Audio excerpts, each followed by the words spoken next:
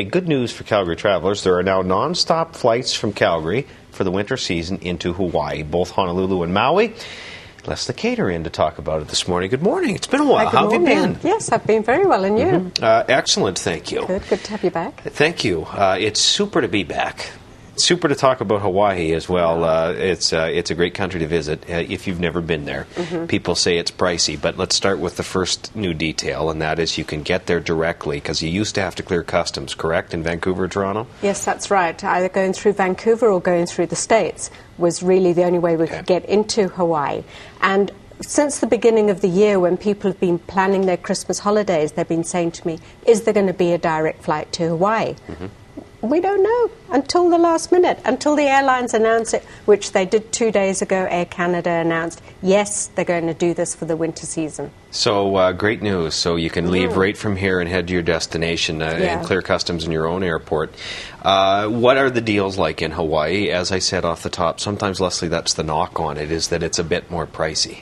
It is a bit more pricey, really, because taking into account the labour force in Hawaii versus the labour force in Dominican Republic, obviously you're going to be paying more for that. And that's really the reason you don't have all-inclusives in Hawaii. They're not really set up for that. Right. People like Hawaii, though, because it's a first-world country. Really, it's part of the state, so it's got good medical, it's safe, it's ordered, the infrastructure is good. So that's what they enjoy about it.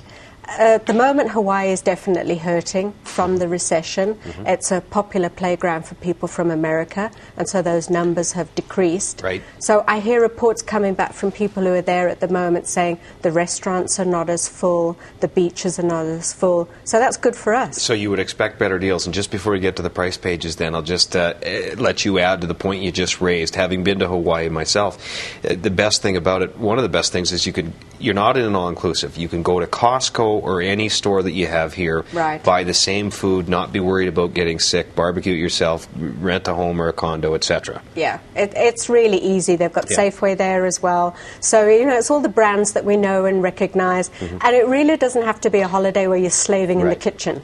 Let's get a look at the price pages and tell us what the deals are. And I hope you have them by memory, because I can see that monitor is not on this morning. That's okay. I have them by memory.